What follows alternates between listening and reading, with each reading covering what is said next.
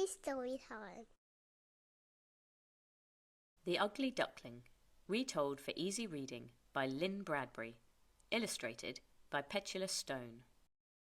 It was summer in the country. All the hay had been stacked and the fields of corn were yellow. Round the edges of the fields ran deep canals, and right in the middle was an old house. On the banks of the canals grew tall dock leaves. Here a duck sat on her nest. She was waiting for her ducklings to hatch. She had been waiting for a long time. At last the eggs began to crack. One by one the ducklings poked their heads out. "Cheep, cheep," they said, as they saw the big outside world. Soon all the eggs had hatched except one. This was the biggest of all the eggs. The duck sat on her big egg a little longer until it cracked. Out tumbled the last of her chicks.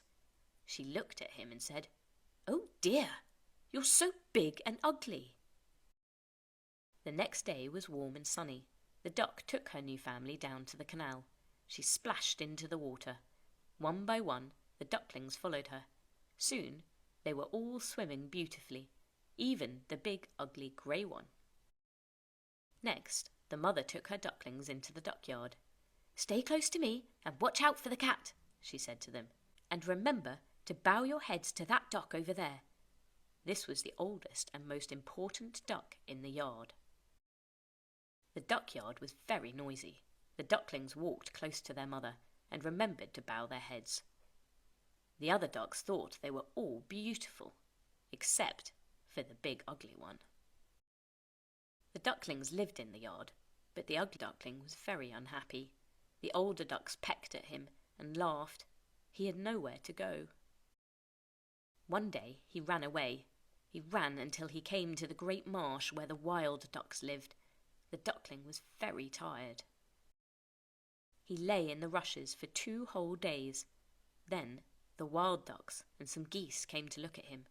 "You're very ugly," they said, and they laughed at him. The poor ugly duckling ran away from the great marsh. He ran and ran over the fields and meadows. The wind blew and the duckling was cold and tired. It was getting dark. The duckling found a little cottage. It was very old and the door was falling off. This left a gap just big enough for the duckling to creep inside out of the cold. An old woman lived in the cottage. She had a cat which could purr and a hen which laid eggs. They found the ugly duckling in the morning. The old woman said, "You can stay. Now we shall have duck eggs." So the duckling stayed, but he did not lay eggs. The cat said to him, "Can you purr?" "No," said the duckling. The hen said, "Can you lay eggs?" "No," said the duckling sadly. "Then you must go," said the cat and the hen. The ugly duckling went away again. He walked in the marshes and floated on the water. Everywhere he went, birds and animals said, "How big and ugly you are." Winter was coming. The leaves had dropped from the trees. The ground was cold and hard, and the duckling had nowhere to stay. One evening, a flock of birds flew overhead. They were beautiful white swans with long necks. "I wish I was like that," said the duckling. The winter grew colder.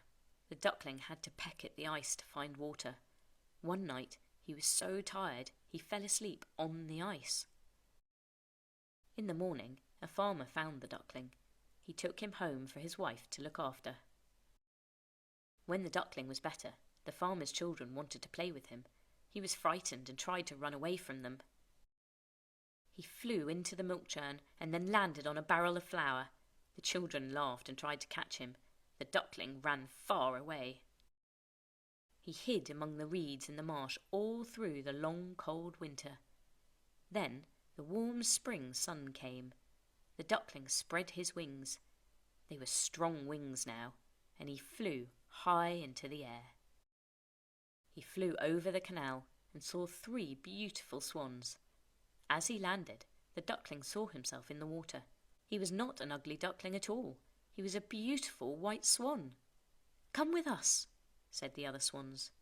And he did. The end.